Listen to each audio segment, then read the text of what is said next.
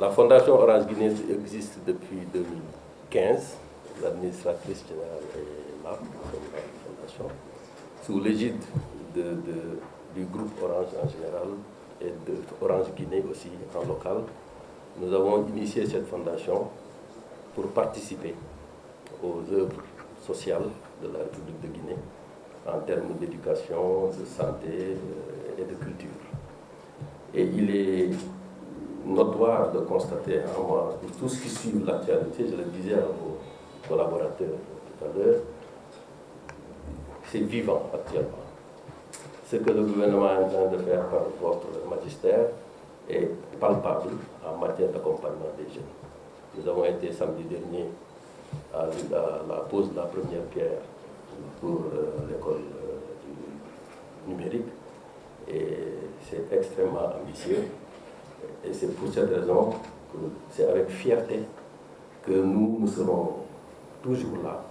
Nous mettrons tout en œuvre pour nous sentir utiles par rapport au développement socio-économique et par rapport à l'encadrement des jeunes. Je ne vais pas être long. La cérémonie de tout à l'heure magnifiera exactement ce que nous avons comme intention, qui colle avec les intentions de la République de Guinée, que vous incarnez dans votre ministère. Et rien ne sera laissé en rade pour rester dans cette dynamique en tant que société qui veut rester très utile par rapport à l'économie sociale de la République de Guinée. Et sur ça, je vous remercie et je vous réitère notre disponibilité, en toute honnêteté, à être présent partout et chaque fois que vous aurez besoin de nous dans la mesure de nos possibilités. Inch'Allah. Nous avons entamé dès le départ une politique de digitalisation des services de l'enseignement technique, mais aussi une digitalisation de l'offre de formation au niveau des écoles. Pour nous, c'est à la fois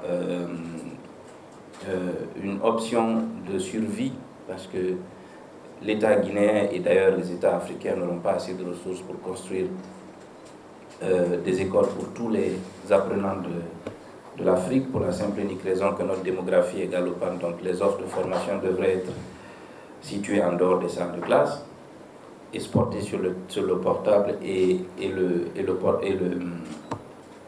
support numérique. Et pour nous, la première étape de cela, c'est d'avoir des ambassadeurs, et des pilotes, et sensibiliser les enseignants, former les enseignants à l'utilisation du numérique dans l'enseignement technique. Et c'est ça que nous avons commencé.